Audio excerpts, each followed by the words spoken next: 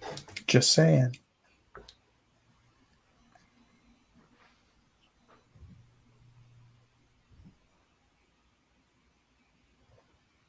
I think we're live. It's just taking a while to come up.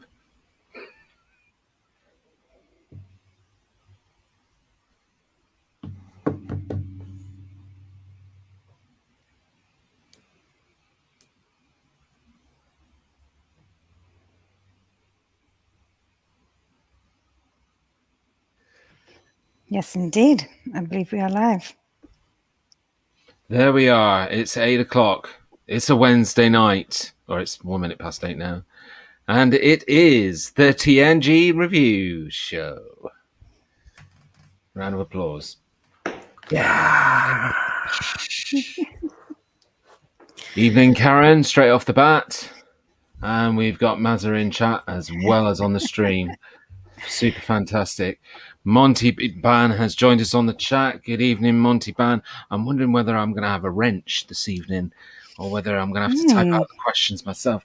Not a good night to come with 6 questions. Anyway, evening, guys. Hello, everybody. Stu Plum's on with us as well. Good evening, Stu Plum.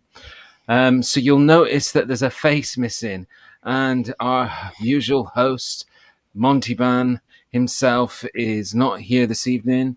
He is away with the family on holiday in Cornwall, having a much-deserved getaway break and resting and chilling up. But he's joined us. He's here watching. He's keeping his fingers crossed for us.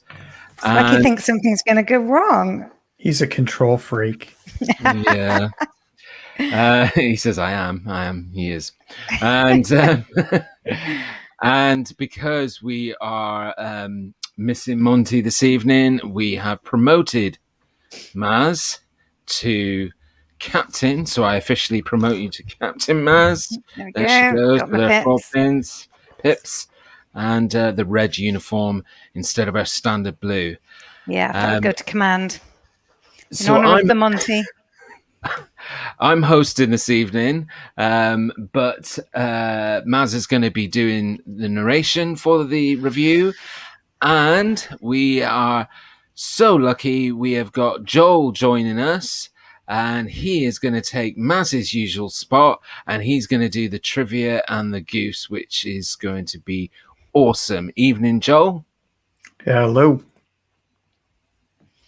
Nelly didn't have him. A few audio-visual issues, but here now. Yeah, but he conquered it. He rose to the challenge and he conquered it. So well done, Joel. It doesn't hurt having 16 computers. And yet you chose a Mac. What was that all about? Oh, is it Smiler and Monty's anniversary? Ah, guess so. Yeah, happy anniversary, guys. Hope you've got a glass of wine in hand. I really do wonder if I'm going to have my wrench this evening. I didn't think about that. Whether it's probably the internet down in Cornwall's not so great, so it's just Monty on. They can't have multiple devices going. Never mind. So, before we get into it, just how's your week been, guys? How are you doing? I'm doing fine, thank you. It's been a slow week, actually, recovering from the weekend. Not too much work on, but I did purchase my new digital baby grand today, so I'm very excited. I know Monty Ban wants to do some form of unboxing, not that it's going to come in a giant cardboard box, but so yeah, very excited about that. It would be cool if it did come in a giant cardboard box there. That would be nice. I mean, people trying to get the old one out of here, though, honestly. Like, they put it on a duvet and they were sort of dragging it down the hallway, and it's just like made a really nice gouge all the way down my hardwood floor. It's it's a bit of a oops, but they have said that, they've offered to pay, but it's not too deep, to be fair. I think it'll buff out or something. You can buff that out. Yeah. Good evening to Roro. So I'm just going to say a quick evening to everybody that we've got on so far. So we've got Karen, we've got Stu Plum, we've got Monty keeping an eye over things, and evening to Roro as well. So I think we've got a good number of people on. We're missing Mickey, but Mickey's usually a little bit late because of gym. So hopefully he will be along in a while. So how's your week been, Joel? Anything exciting on the Joel front?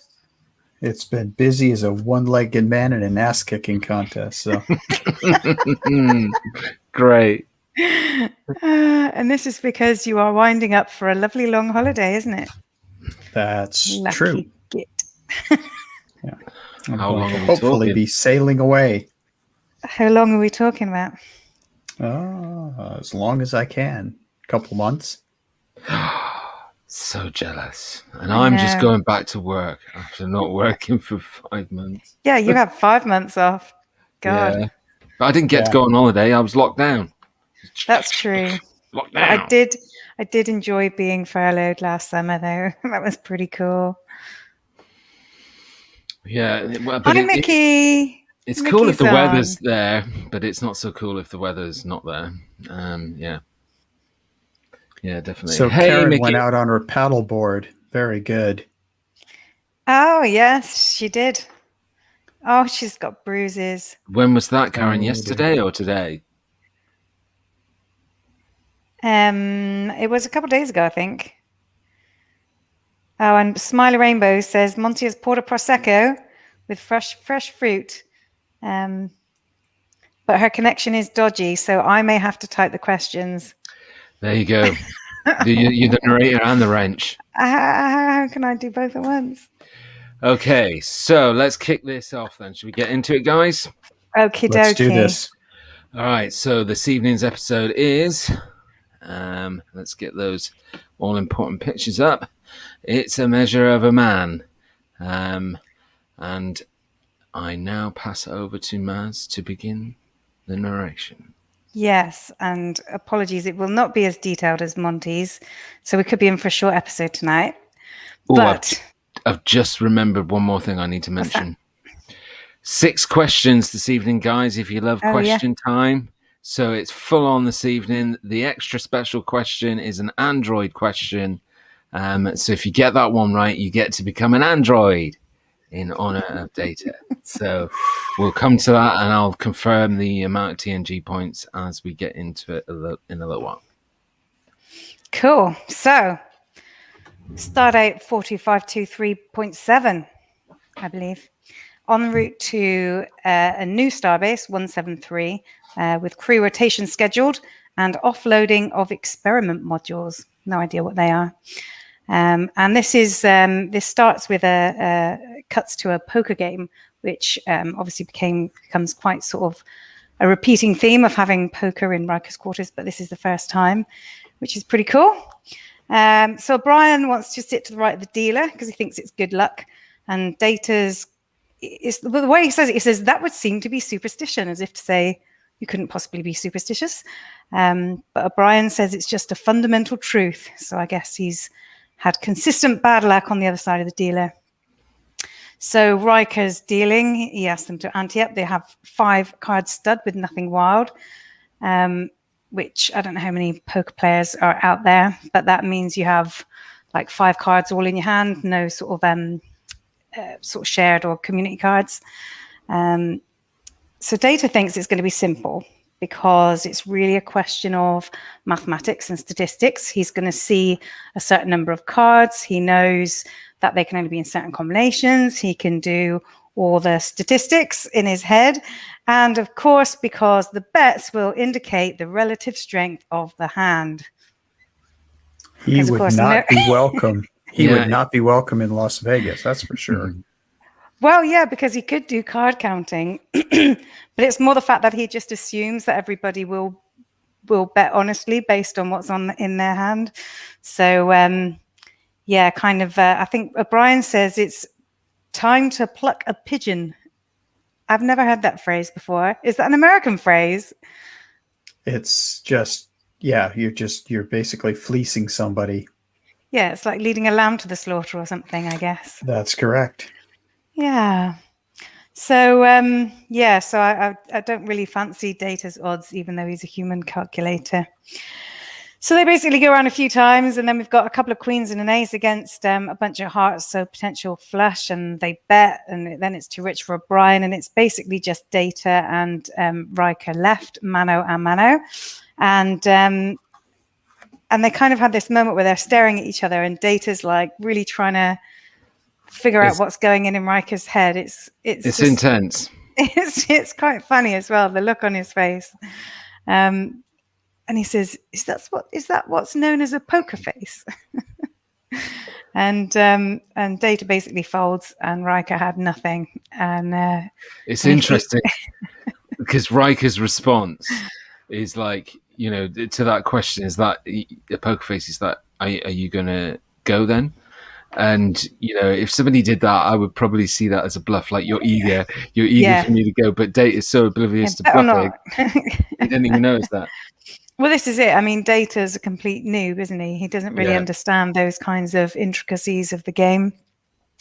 So, and he's like, how could you possibly bet on a hand that you couldn't possibly win? And Riker's like, yeah, but I did win because I was betting that you would fold.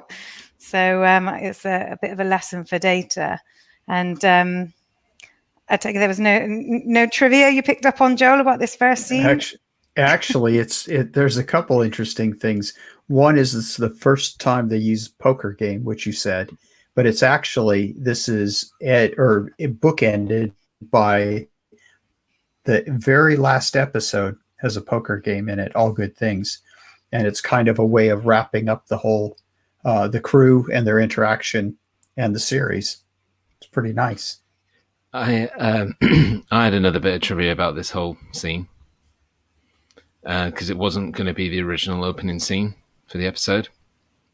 Right. Did you know that? I might have read something about that. So originally what they wanted to do is they wanted to have Data swimming. Yes. Yeah, and because of the time and the deadline that they were working towards, they couldn't work out how to keep his makeup in place with the water involved and stuff, so they dropped that and ended up going for this option, which became an iconic thing in terms of the poker and became a consistent thing. But it wasn't originally meant to be the opening scene. And when you think about it, it's the perfect opening scene. Definitely, and you can see why it works so well in terms of why it came back again and again and again and featured in so many episodes in the future, and was a highlight in the very last episode, because I think it just puts everybody at a table, doesn't it? So it's really sort of group community kind of an event, so I think it's really nice. It's like in DS9, they have the dartboard and stuff. They play darts quite a bit, or a couple of them do. But I don't know that they have anything similar in Voyager where there's a community game they all play. But it's definitely a good feature.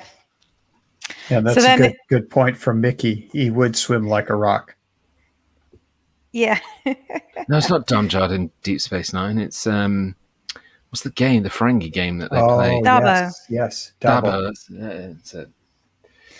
But what's he called? Ron Sanders liked to play Domjot.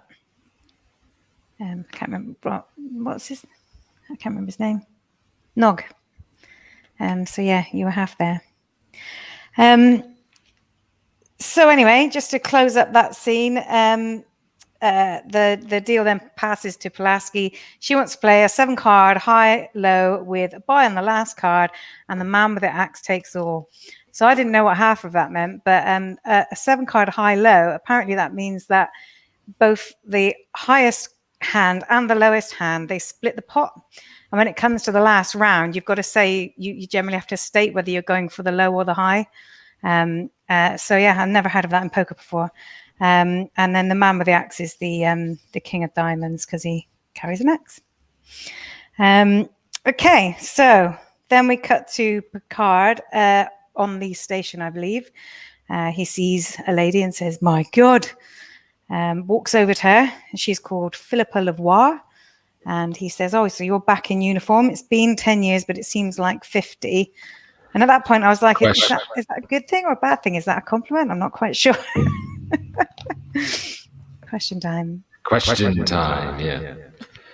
So here we go, guys, with the first question of the review. It's a Lieutenant Commander question worth 25 TNG points, but gets anybody who gets it correct promoted to Lieutenant Commander. It's multiple choice. Captain Philippa Laveau is in charge of the JAG office, but for what sector? Is it A, 21st? Sorry, I've got this fly that's flying around the studio and it keeps flying into my face. Karen cheating. Well, no, you can't do that, Karen. I haven't even finished the question yet. She's the first one to get it right, technically. No, it's not. Anyway, and she's also missed out D. So, Captain Philippa Laveau is in charge of the JAG office, but for what sector? A, 21st, B, 22nd, C, 23rd, or D, 24th? A, 21st, B, 22nd, C, 23rd, or D, 24th? Get your answers in chat, please. And what does JAG stand for? Do you know? Judicial Judge Advocate General. General. I knew that. Well done. I've watched a lot of JAG on TV. Yeah, there's a series called JAG, isn't there? Yep. I have not watched it. Got a D and 2 C's so far. And I don't know if...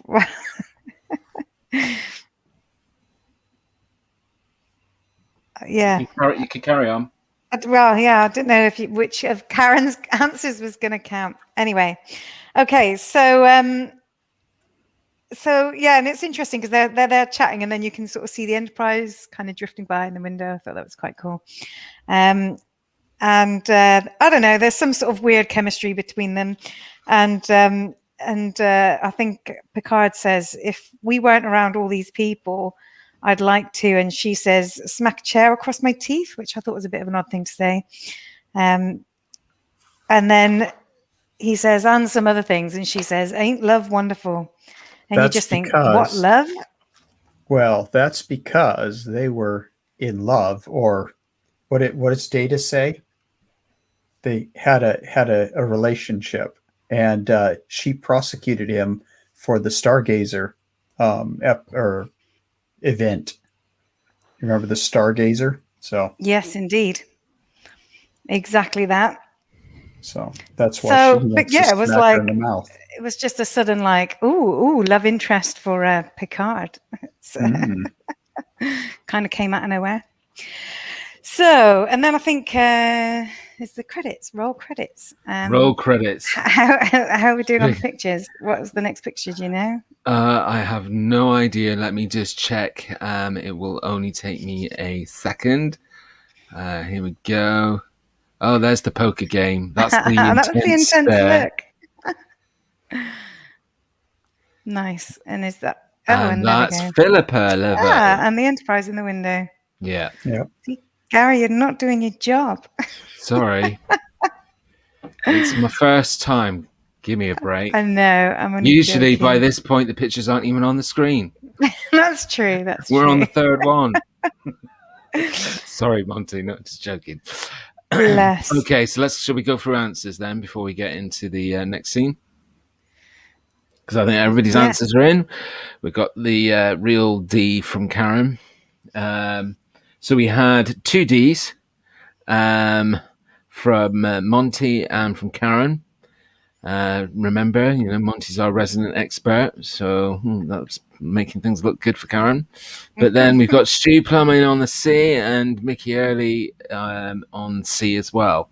So I can tell you now that those that are promoting to Lieutenant Commander are Lieutenant Commander Mickey Early and Lieutenant Commander Stu Plum. It was C. It was the 23rd sector.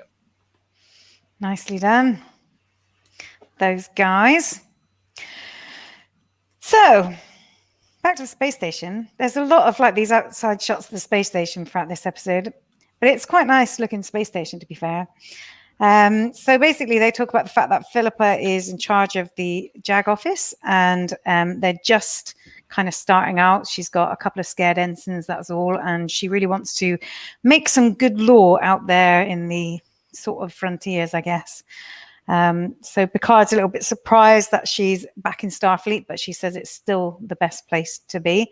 And she also says that they forced me out, but Picard seems to think it was more her stubborn pride that ended up getting her booted out.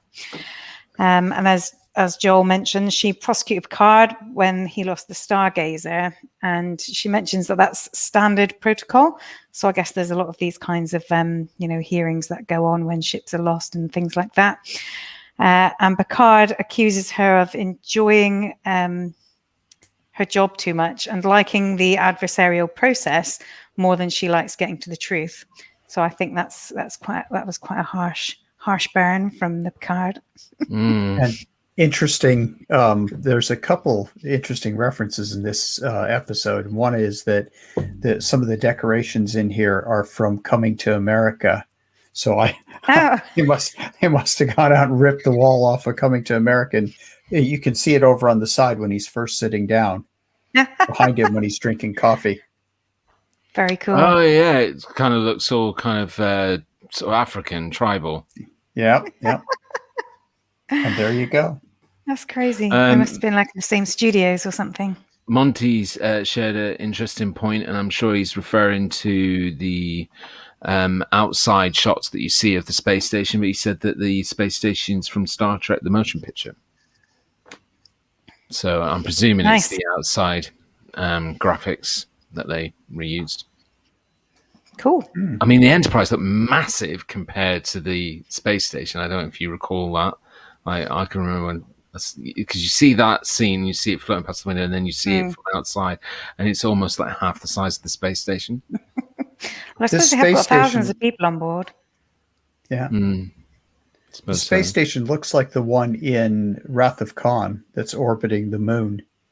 That's what I thought when I saw it from a... Oh, no, that one's much bigger, and it's like sort of full sort of grey, yeah, I definitely... But they have reused that one, I believe, in an earlier episode in season 1, because I can remember us discussing it. See, Monty makes the odd comment, but it's difficult to know exactly what sentence he's agreeing with or asking questions about. Oh, Monty's saying you're correct, Joel. It was. Oh, Rafika. Monty knows, I guess. Maybe the other one that I'm thinking of is the one from the motion picture then. The one outside Earth. This one's not outside Earth. Cool.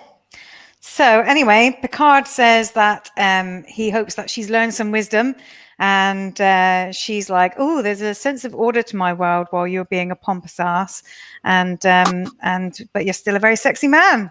So I'm guessing Karen would agree with that. And what? Sorry, I didn't catch that, Joel. Oh, I said that's an awesome quote. Oh yeah. I feel like Picard said quite a few cool things in this, and I might not have captured them all. So if anybody has written down any Picard-isms, feel free to put them in chat. So then an admiral comes in. Oh, Karen's agreeing with the sexy man quote. So then an admiral comes in, and I totally did not catch this admiral's name. Like, did anybody introduce him? No, I don't think so. Like, she walks off, the admiral introduces Maddox, and then they walk around on the bridge. But like, his name isn't mentioned once. I'm sure it's probably in the credits. I could have looked it up, but I didn't see any mention in the film of the admiral's name. It's very strange. Anyway, he's in a lot of the pictures. Right? Is he in the next picture? No. Oh. So the Admiral introduces Commander Bruce Maddox and says that they are eager to see the Enterprise. So they basically go onto the bridge, and then I didn't really capture much of what the captain and the Admiral were talking about, but they were basically waxing lyrical about how wonderful the Enterprise was, and every ship that ever bore its name became a legend, all that kind of stuff. Meanwhile, Maddox is giving Data some really shifty looks, and Data's kind of Like you can almost see the heckles are up on the back of his neck, and he's giving Maddox shifty looks. And then the Admiral just says quite casually, "Oh, he's here to work on your android," and then kind of walks out. It's like, what? So yeah, that was a bit it's a good tone setter, isn't it? This they're Admiral, so dismissive of. yeah, just talks about Data like as if he's a toaster or something. He's here to work on your toaster. Yeah, exactly. So it turns out that Maddox, this shifty looking guy, wants to dismantle Data because he wants to understand his constructions. So effectively take him apart, understand how all the bits work, and then try and remake something similar or reverse engineering. And it's Maddox. Yeah. And Picard looking rather grumpy. Grumpy face. And then at first Data says, well, that does sound intriguing. And then Maddox kind of goes on to explain some more stuff, keeps calling Data it, which is, it sort of falls a bit hard on the ear every time he does it. And then he says, oh, yes, well, I'm going to run a full diagnostic and then dump his core memory, which, is going to raise anybody's eyebrows. And then Data says, oh, really? Well, have you constructed a positronic brain then? And he says, yes, I have. So Data says, well, how did you figure out how to resolve the electron resistant across the filaments? And he's like, oh, well, I haven't, but I'm sure when I get there, I'll figure it out. So, the implication being that Data's going to have to trust him, otherwise he might end up dying effectively, which is pretty bad. Maddox says the risks are negligible, and Data thinks that the plan lacks the specifics to be adequate for an experiment of that magnitude. Now, Maddox, interestingly, appeared in a show I really liked when it first came out. It was Max Headroom. He was a guy named Traker in Max Headroom, and I didn't recognize him. I had to look what else he'd been in, but he was in Max Headroom. Max Headroom.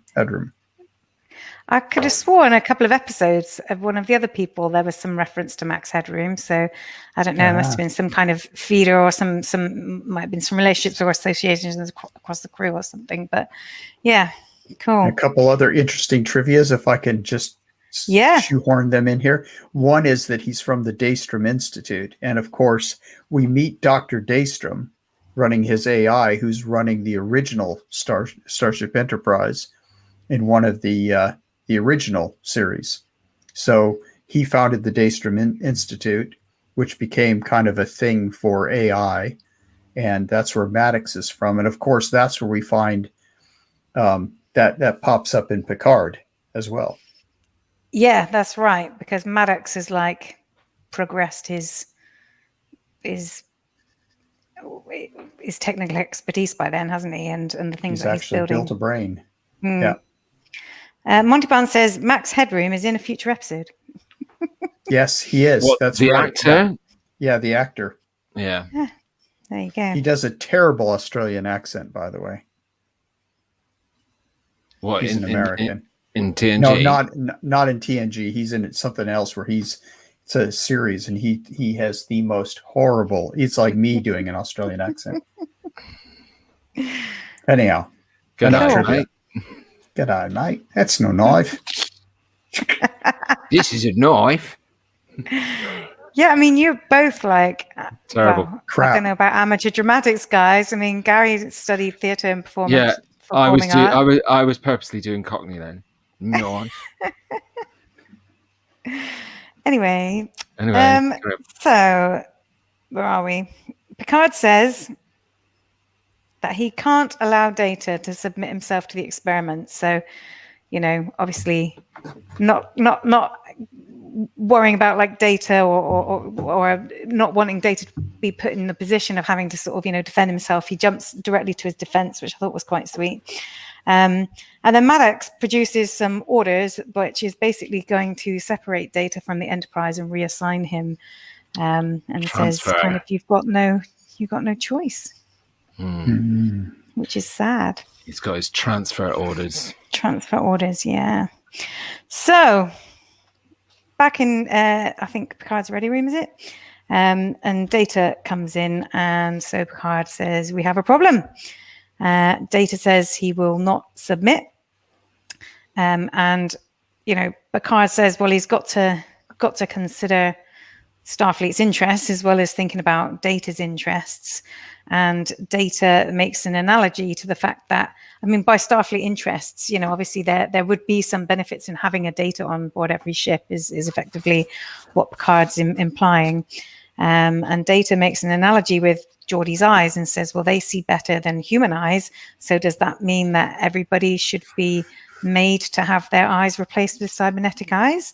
And then Picard just kind of looks at him, and then he's like, "Oh, so it's because I'm not human, basically, that I don't have any choices." And it's like a switch flicks in Picard's head, and the music gets all interesting. It's almost like, I don't know, the A-Team are about to go on a mission or something, and Picard says, "That will be all," and dismisses him, and then kind of sets about some activity. He looks like a man on a mission.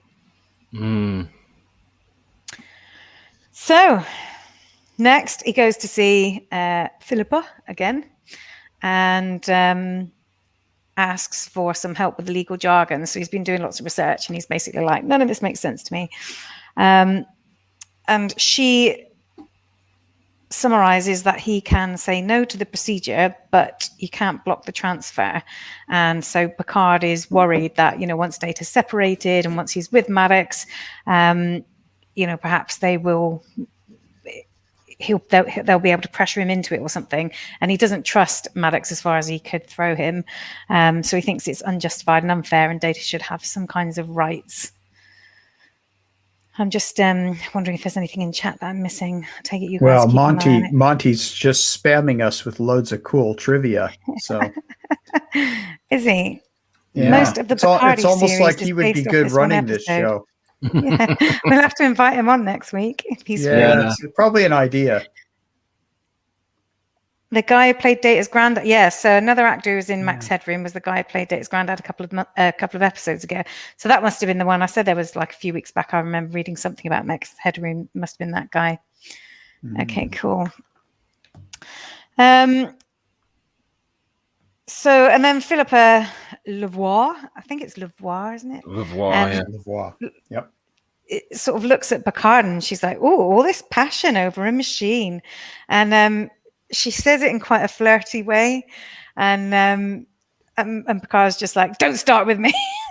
He's in no joking mood. I know. He just like completely cuts her off. He's in red mode. He's down to business. He is.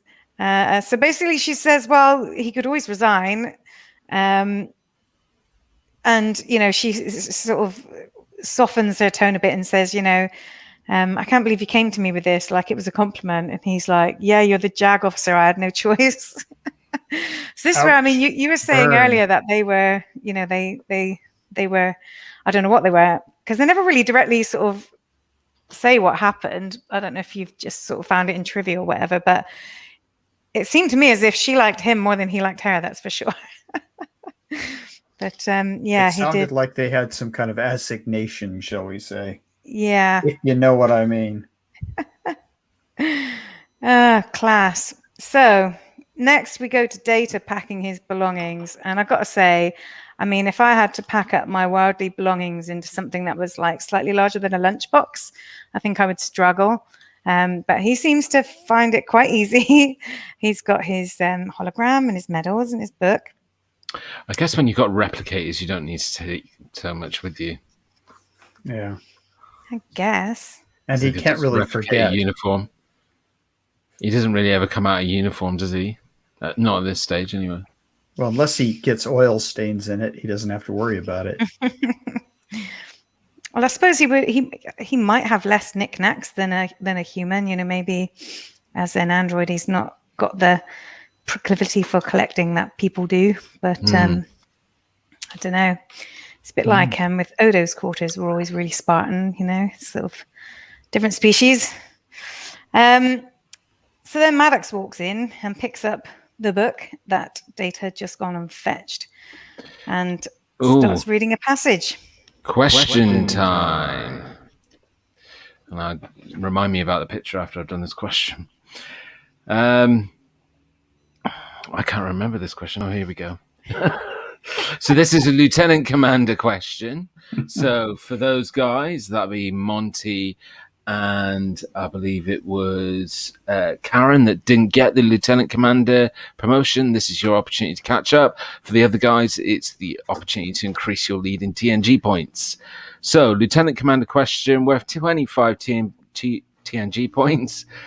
When talking to Maddox in his quarter, Data states when Dr. Sung created him, he created something unique and A, wonderful, or unique and truly precious, B, or C, unique and special, or D, unique and exceptional. I think I know what one. Yes. So Data refers, when he's talking about when Dr. Sun created him, he created something unique and wonderful, A, or B, unique and truly precious, or C, unique and special, or D, unique and exceptional. And this quote reminds me of 2001: A Space Odyssey, or actually 2010, actually, where Monty Dave would Bowman know. and the HAL 9000 are talking to the astronauts, telling them something's going to happen. Yeah. Oh, it is pretty cool. Oh, we got all the answers in really quickly.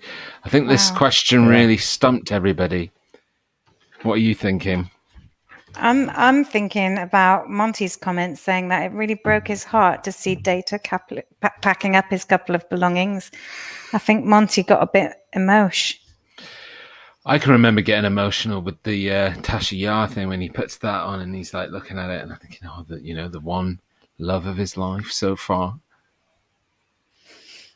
And also Monty says the sheer effing hubris of the man. I take it that was Maddox walking in and picking up the book. So I corrected myself, Monty. It was 2010.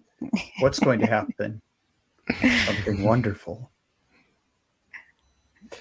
So answers then, since we've got them all in, might as well get them out of the way now.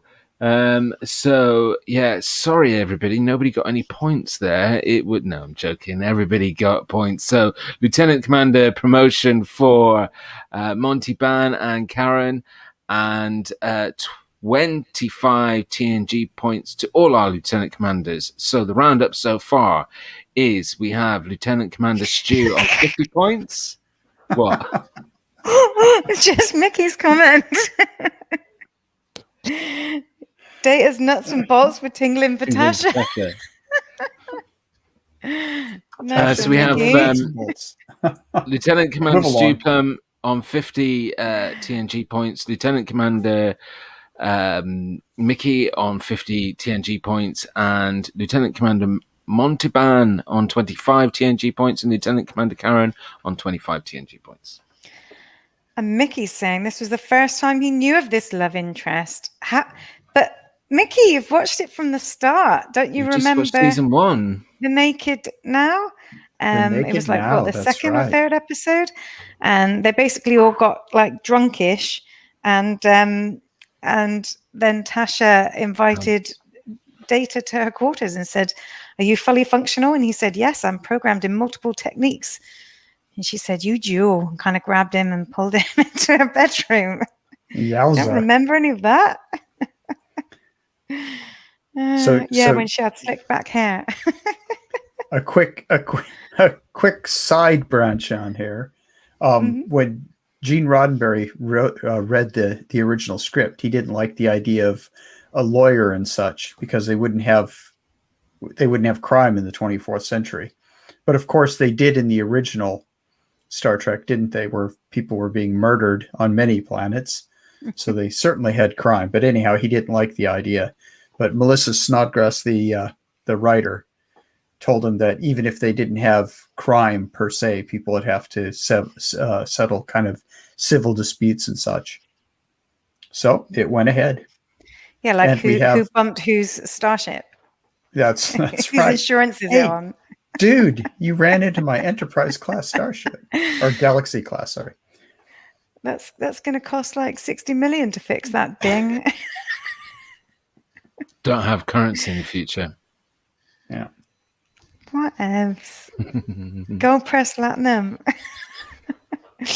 Anyway, so yes, so Maddox says, when in disgrace with fortune in man's eyes, I all alone beweep my outcast state. But everybody knew what that was off the top of their head. In fact, Joel probably did.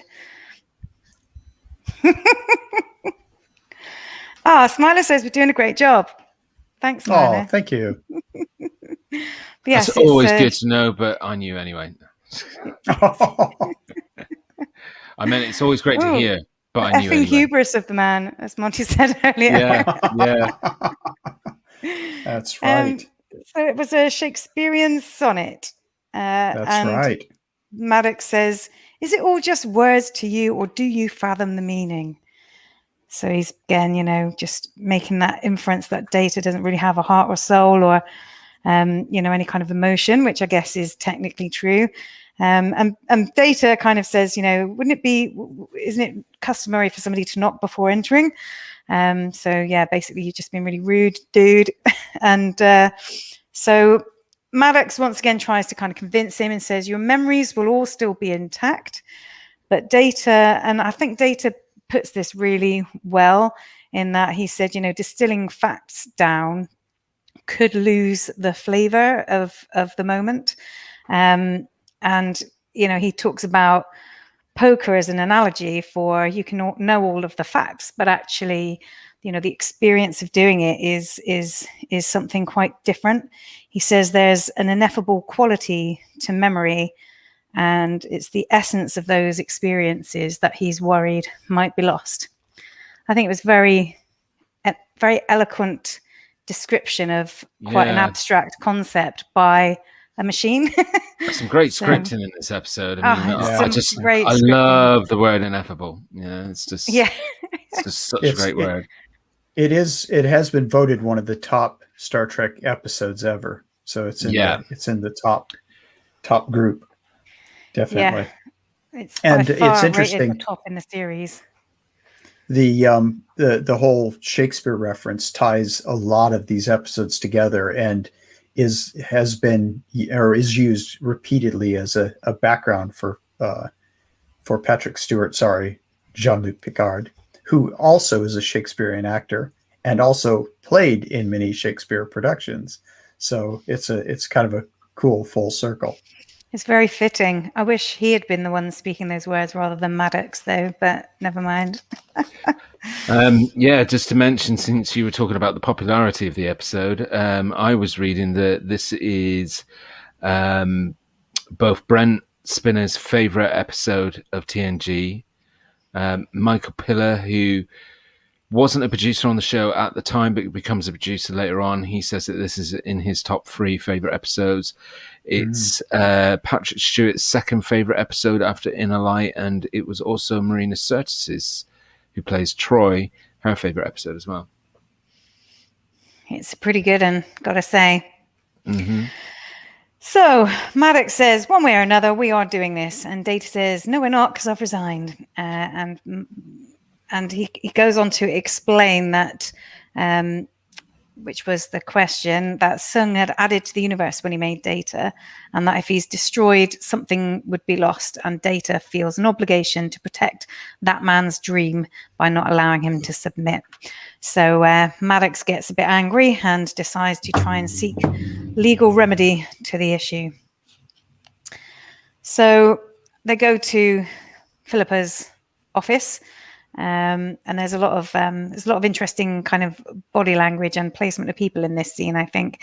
But Maddox basically is kind of trying to say that Picard is almost anthropomorphizing Data. It was like, if he's a box on wheels, would you really? It's only because he looks like a person and talks like a person. You think he's a person. It's just in your head, kind of thing. And Philippa kind of is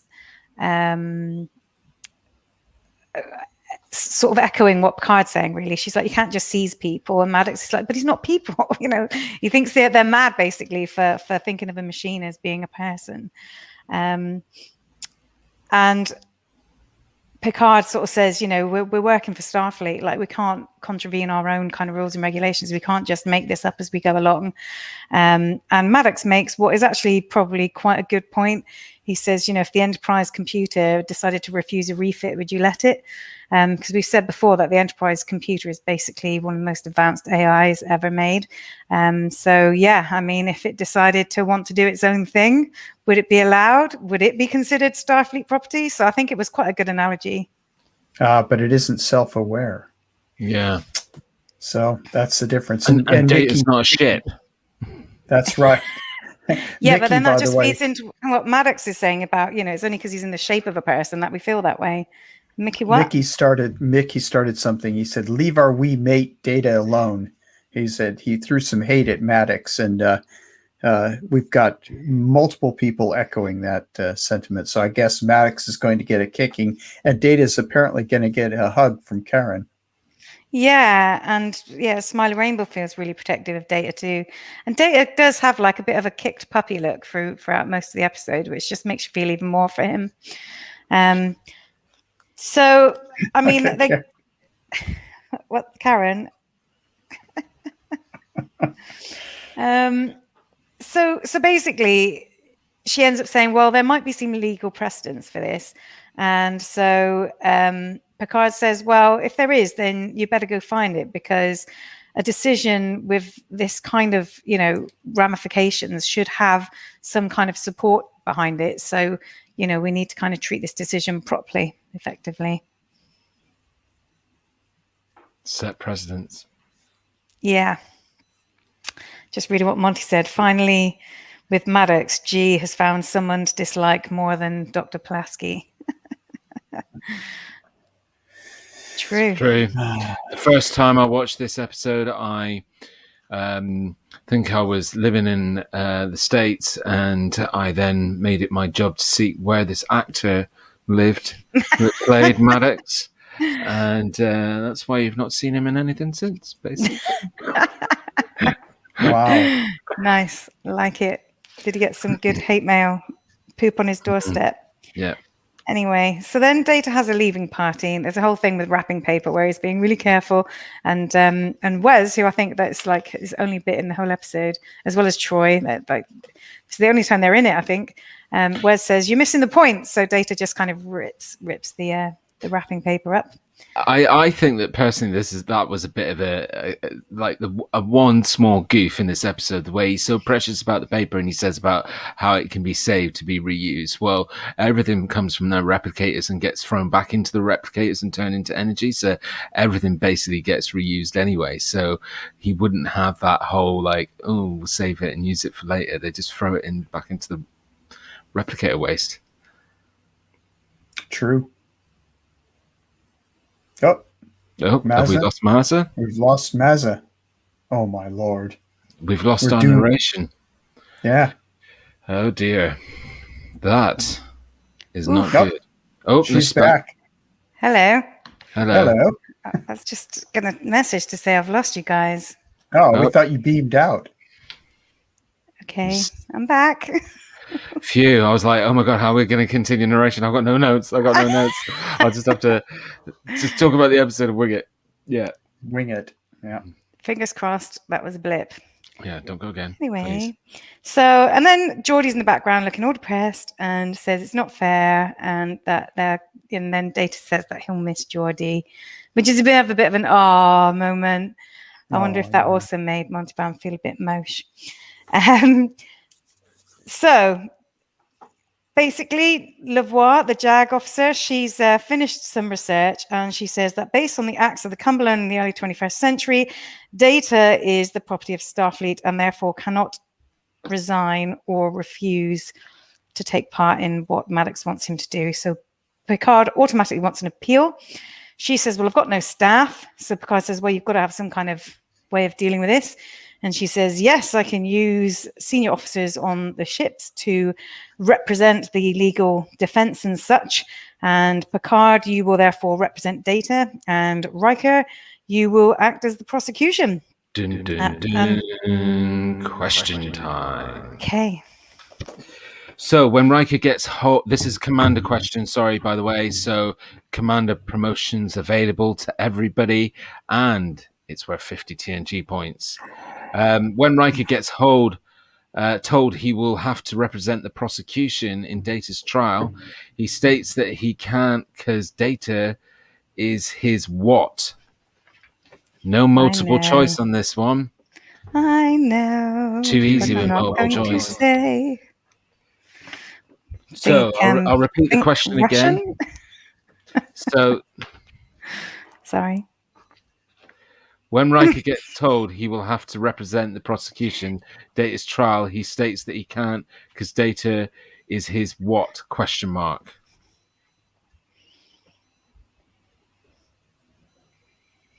His main squeeze. That would have been funny. I'm not sure if I'm getting comments now. Let me see. Ouch. Smiler, rainbow, toaster. Fully functional tool set. Toaster. That's kind of close. Like toaster does come up in the next sentence. A couple of people picked up on my hint.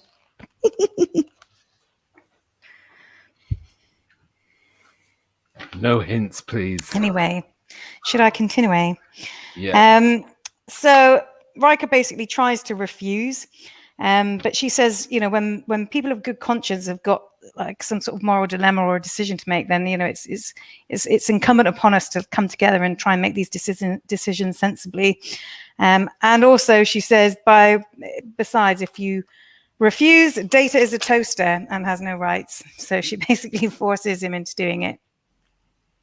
Another external shot of the station. And Picard delivers the bad news to Data that they ruled not in his favor, but that they're challenging it. And he says that although Lavoie may be over-attached to the letter of the law, I suspect she still understands the spirit of it.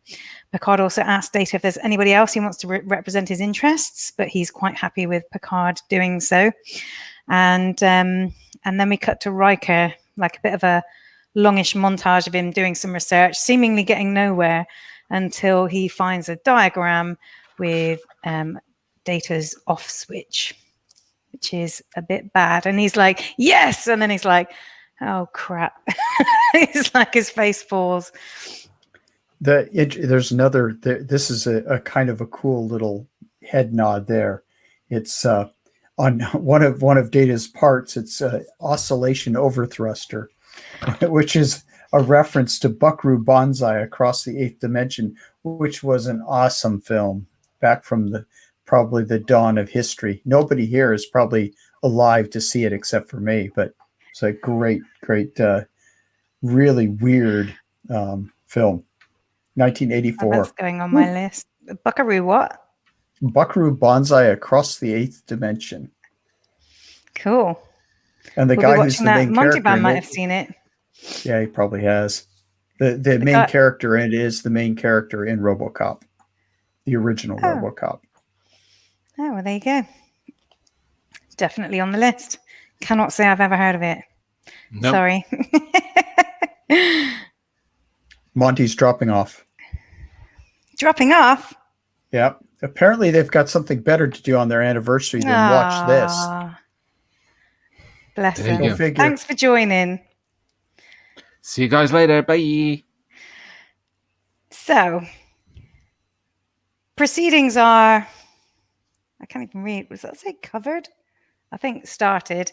Riker calls Data to the stand, and they start reading out the list of Data's kind of, honors and such like for gallantry and whatnot. And they say, oh, yes, you can skip that. But Picard's like, no, I want this to be read, to show all the amazing stuff Data's done and put him in that kind of favorable light. So then they ask him, what are you? And he says, an android, which is an automaton made by Noonien Sung, who was human. And then they talk about some of Data's specifications, like 800 quadrillion bits of memory and 60 trillion operations per second. They give him a rod of steel to bend. And all of this is kind of, trying to prove that he's obviously not human, and put him in that kind of a perspective. And then, at first, Picard objects and says there are many life forms possessed of mega strength, so this isn't relevant. And then Riker wants to remove Data's hand. And Picard tries to object to that because he just finds the whole idea objectionable, but really has no legal basis for an objection. So he's like, objection withdrawn. And then Riker apologizes to Data, takes his hand off and starts showing the JAG officer that it's neural nets and heuristic algorithms built by a man. And then he says, and now a man will shut it off. And he switches Data off and says, Pinocchio is broken, its strings have been cut, which I thought was a bit of a flair for the dramatic there.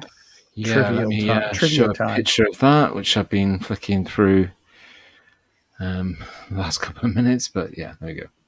So Riker, when he first meets Data on the holodeck, when Data is trying to whistle, Data jumps down and says he's superior to most humans, but he still would want to be a human.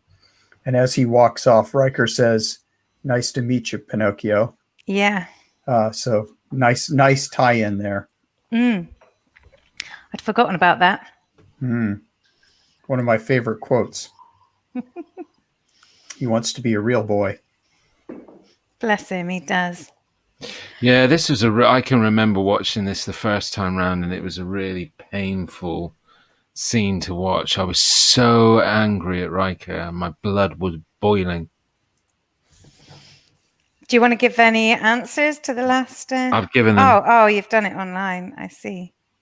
Okay, we're going online with answers. That's fine. So Data's unconscious, and Picard requests a recess. Like, yeah, it's kind of a good time to break.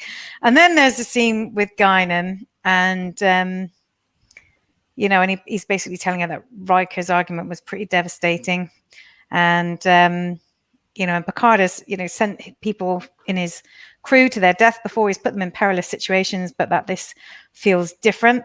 He says that Data's been valuable to the ship and the crew. And Guinan says, well, now he'll be more valuable. Imagine an army of all disposable people you don't have to think about their mental health or, their physical health or their welfare. And he sort of gives her a look, the penny's dropped, and he says, you're talking about slavery. And then she says, oh, I think that's a bit harsh. But obviously that was exactly what she was alluding to. And he's like, no, I don't think that's harsh at all. She's like letting him lead himself to enlightenment. And he says, this is a truth that we've obscured behind a comfortable euphemism. We're talking about property, but property isn't really the issue at all. So, trivia? I've got a little thing Mazza pointed out to me, which I didn't know, but I've looked up since, and that is that this was not a planned. This scene was not planned in the original filming of the episode, but was added later. But when you look at it, this is such a key scene. How could they possibly have got that point across? And the Guinan, obviously, she's black and talking about. Whoopi Goldberg's black, talking about slavery, is also really, hits home. So a great moral message there. Yeah, having an old white dude come to that realization on his own wouldn't have been quite the same thing, That's not an old white dude. That's Patrick Stewart. Well, wow. Same difference. There's something, this wasn't exactly trivia, but I kind of, as soon as she said about slavery, I thought, isn't that what robot means? And I had somewhere in my head that the word robot means slavery. So I had a little bit of a look of the etymology of the word robot. And it did indeed come from a Central European serfdom of people whose rent was paid by forced labor, and they were called robota, and so it basically meant forced labor or slavery. And then in the 1920s there was like a film about robota, but they were mechanized people that were put into this kind of serfdom or slavery. But because it was a Czech film, and they were called robots, which basically meant slavery. But because they were mechanized, the term robot then started being used for, like mechanized, mechanical beings. So, Wow. And I just thought it was really interesting because they're talking about a robot, they're talking about slavery, and that's actually the etymology of the word. I don't know if that was on purpose or not. Yeah, I didn't know that. That's very interesting.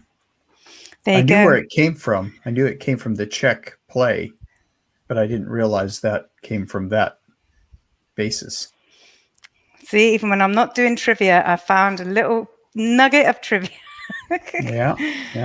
So we're back to the courtroom, and Picard basically says, right, well, we'll concede all the points. Data's a machine, but so are humans. We are, biological machines. It's not relevant. So Data was made by people, but children are created by people, a combination of DNA. So that's not relevant. But are they property? That's what's more relevant. And he asked Data to take the stand again. And Picard starts to go through his packing and says, why did you pack these medals?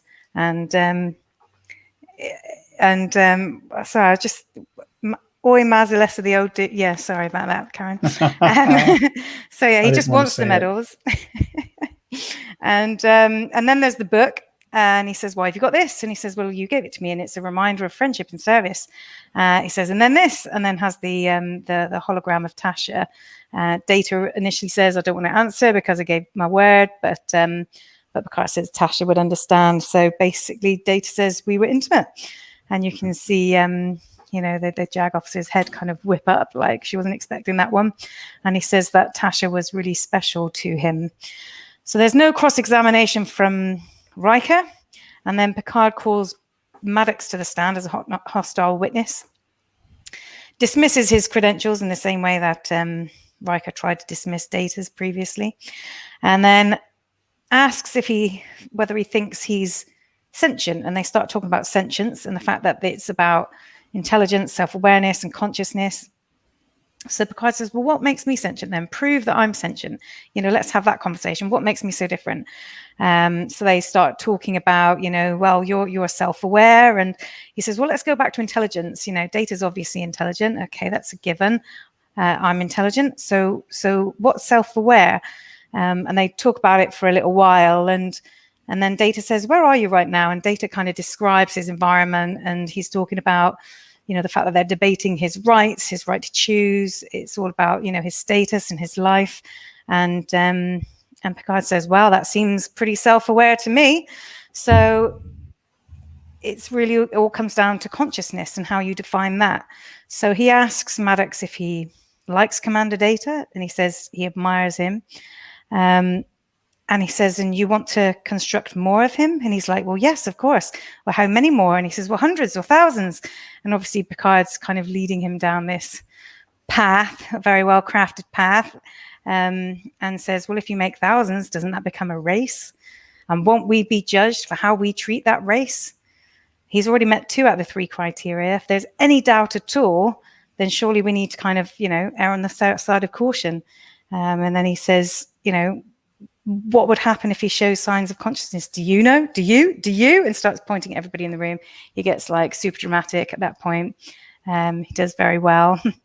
And he says that the decisions that we make here will have ramifications for the future and all that come after them. And that Starfleet is about seeking out new life. Well, there it sits. And I thought that was another like really well delivered line. It's a brilliant line. Brilliant line. And then he kind of I mean, I don't know if it was all a foregone conclusion. Like, she had the hots for him so badly that she was probably always going to rule in his favor. But he walks up to Philippa and says, "You wanted to make good law. You wanted to make new laws. Well, make it a good one." So, so she kind of then, I guess, gives a summary of where she's at. She says the case deals with metaphysics and questions that are best left to saints and philosophers, but that she has to make some kind of a ruling. So, is he a machine? Yes. Is he the property of Starfleet? No. And she says that she's got to give him the freedom to explore his own existence, the freedom to choose, and the freedom to refuse. So, after which Data kind of gets up and walks over to Maddox.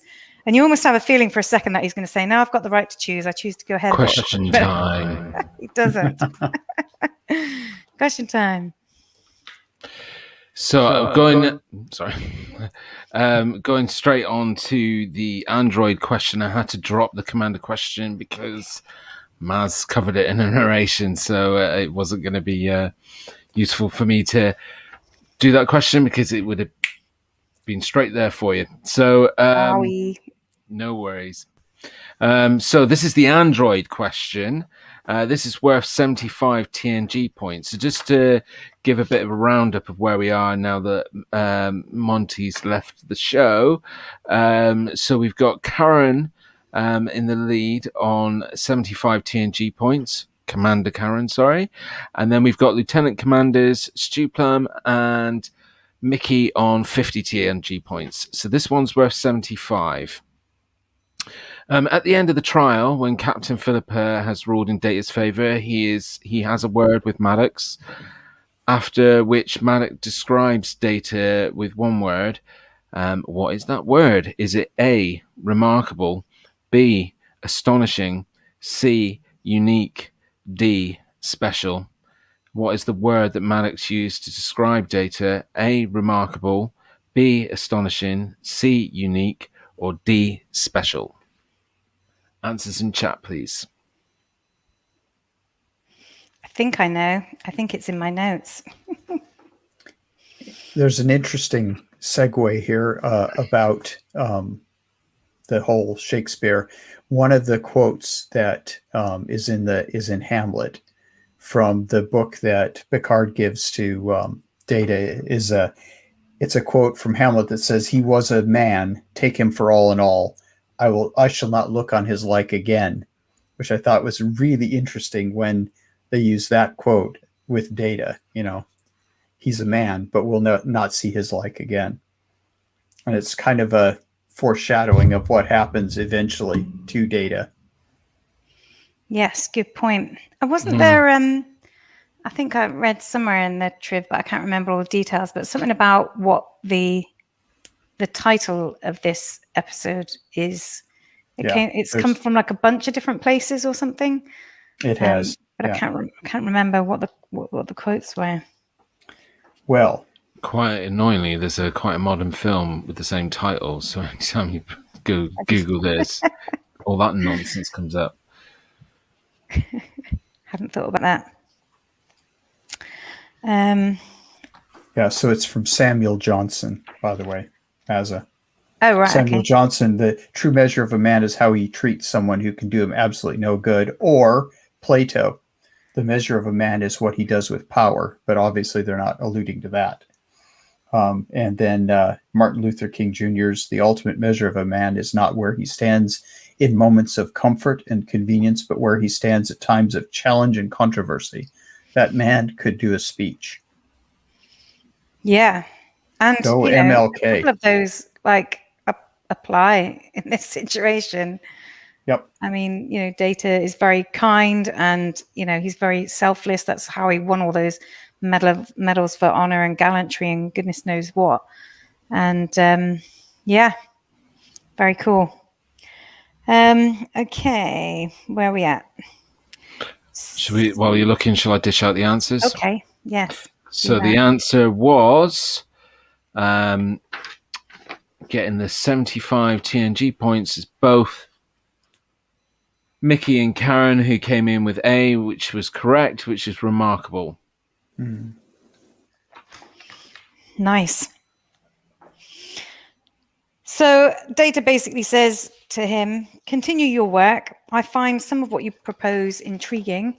And, when your research is a bit better, I'll still be here. Maddox says, he's remarkable. And Philippa says, well, you didn't call him it. And then just as Philippa's walking out the door, Picard says, Philippa, dinner. It's like just barks a word at her. And she says, are you buying? And he kind of just raises his eyebrows. And then she gives him a rather corny, flirty look and walks off. So, yeah, that was good single word chat up line from Picard there.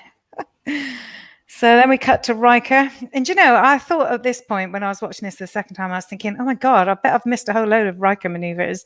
And I did go back and look at most of Riker's scenes. And I didn't see a single Riker maneuver in the whole thing. So hopefully I didn't miss them. But basically, Riker's feeling really bummed. And Data's like, what? Because you failed? And it's like, no, because I came so close to winning.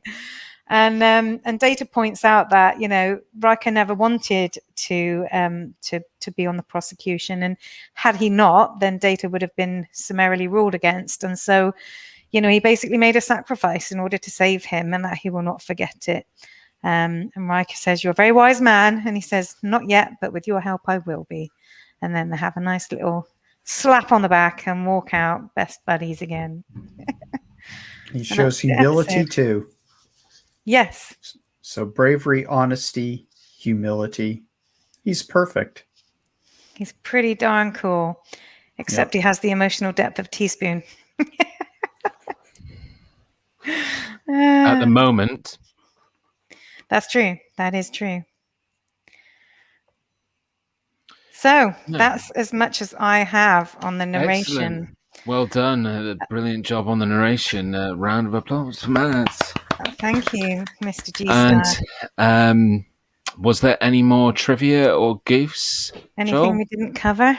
Oh, there's tons of stuff. This episode is just full of it. But there are interesting things like Melinda Snodgrass only got this episode in because of the Writers Guild strike.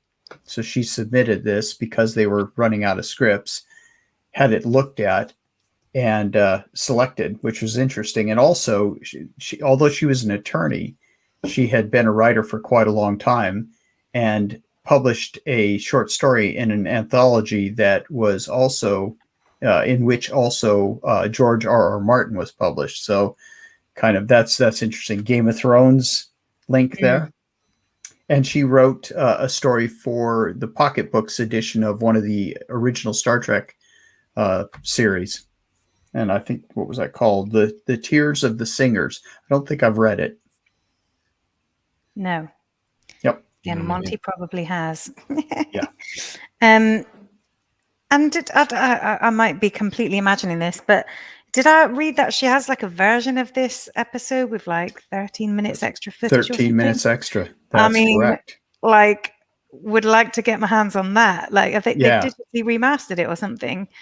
That would be well cool to watch. I mean, being that it's one of the best episodes, to watch an extended edition would be well cool. Yeah, it's too bad that I couldn't find any place that it had been released or anything though. Bums.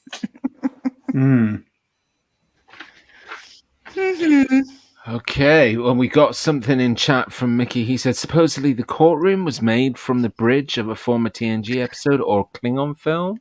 It was the battle bridge, actually. But I didn't want to. I felt like I was interrupting Maz and G-Star the whole time, so I didn't want to interrupt anymore. Interrupt away. We're always interrupting each other.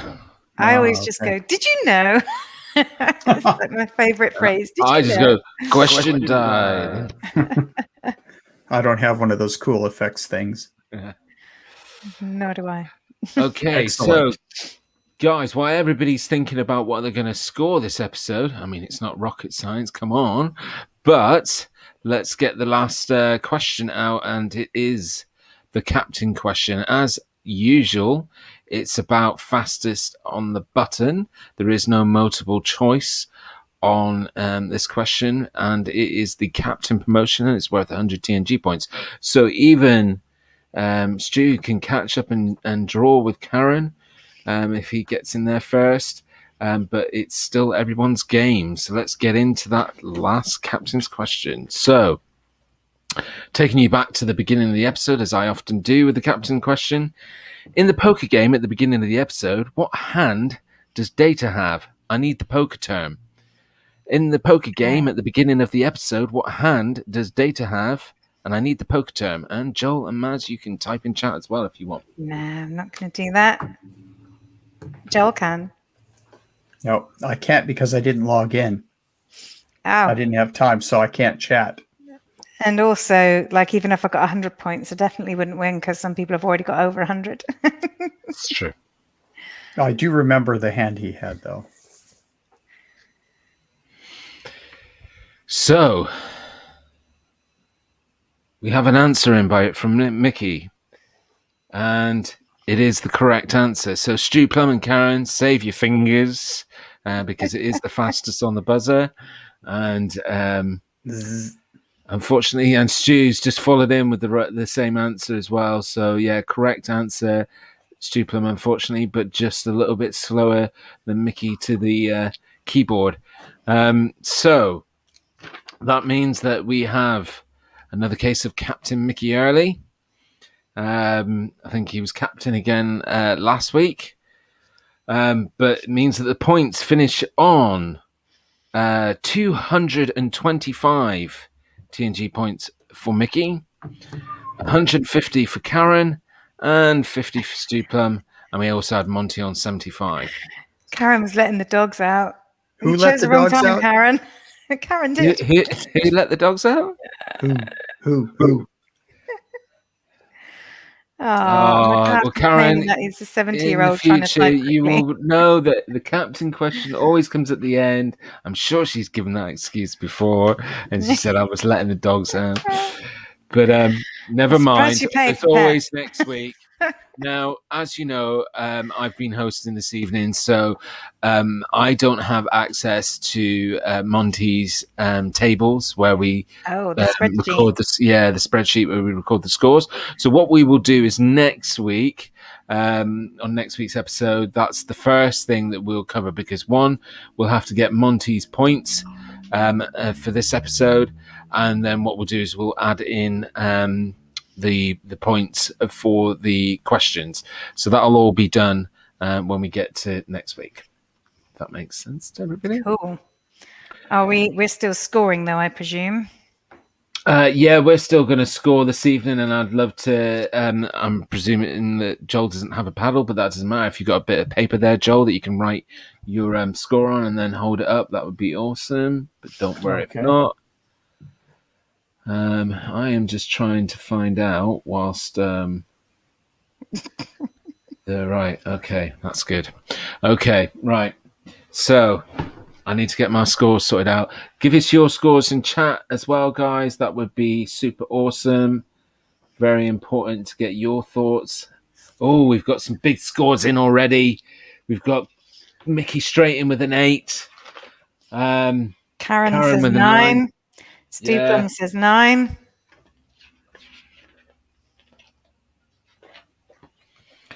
Right. Are you ready, Joel? Are you ready, Maz? I am. Let's do it. Let's hold up those scores. 1, 1, 2, 3. 999. Yes! Somebody call an ambulance. Somebody call the police. It's a crime. It was such a good episode. It was the crime. Yeah, super duper. I mean, and Stu give it 9 as well. Yeah, class. So basically, it's just Mickey that gave it an 8. Very Otherwise, disappointing. 9's all around. Come on. If you know Star Trek, you know that this is one of the best episodes. I mean, this episode really, I think a lot of businesses talk about a second day one. And I think that for like TNG, this was like a second first episode. This is where I think they really found their momentum. They found their identity. And I think things only went on the up from here on in. Mickey said he would have given it a 10 if somebody had given Maddox a slap. My problem with it was that it was the prosecution was too focused on the mechanistic parts of Data, and we're all machines. You can turn us off too. So what does that I was have to thinking do that with you can knock anything? somebody out. You can give somebody a Yeah. sedative and then wake them up again. Yeah. So Yeah. that mechanistic bit really is irrelevant. It's funny when you go back and if I recall watching this episode the first time, as I said, I found that Riker's whole presentation was so scathing that when then Picard came back with his counter and the judge advocate went in Data's favor, I was like, oh. But like watching it back like a second or third or 55th time, it's like you just look at Riker's presentation and you think in a normal case, in a normal court, it was stronger than Picard's. Like, I'm so glad that obviously Picard, but it was just so scathing that, yeah, I think it was a really strong presentation. But yeah, I mean, ultimately, Picard demolished it in his first few sentences of his defense. But yeah, I mean, he certainly, didn't hold back Riker in the way that he presented it in the dramatization of the point he was trying to get across. But I mean, I think, after Picard nailed the point home, basically that, Philippa being there without any staff or whatever, backed into the corner of the fact that she was potentially making a decision that would affect thousands of people and the whole of the future and morality of humankind, is like, you can't do anything other than take the safest route out of that. There's no way you'd want to be responsible for some kind of mass slavery or genocide or any kind of thing like that. So he absolutely backed her in the corner of having to take the safest choice, the most conservative choice, which was excellent. That was an excellent defense, effectively. He did kind of force her hand. But I still think like she would have ruled in Picard's favor either way, because, she wanted to bang him. She wanted to bang. That's exactly what I was going to say. Yeah, that's what I was going to say, is that, I think... Shouldn't there have been like a conflict of interest declared or... Exactly, yeah. But I don't think Maddox was in the know. He didn't know about the prior relationship between them, so didn't have anything to counter, really. But yeah, very professional ethics, dude. Yeah, would that invalidate it all later on? Would you agree the best episode so far? Yes, and to be fair, I do think there are other episodes I like more, but there's basically nothing to fault with this episode. I think it was delivered well. I think it was scripted well. It was acted well. I think the subject matter was brilliant. I think just everything about it was just really, really absolutely solid. It's just a pretty faultless episode, really. It was the Nameless Umbral. I still want to reserve my 10s for episodes I like more, but yeah, couldn't really fault this one, to be fair. No, it's brilliant. And it's like I was saying to you, there wasn't a huge amount of goofs for this one, because I don't think there was a lot of scripting that was bad or didn't make sense within that Star Trek world. Yeah, they didn't have any crappy special effects. Or... Yeah. So I just think everything slotted into place for this. But it really, I think it did really set the tone for how, it set the benchmark for them, I think, as a production crew, about what they wanted to do going forward. And that's why I think they took stock of some of the clever things that they introduced in this episode, like the poker scene, and they made more of a format to kind of keep things like that in place. And I just think it's a great one.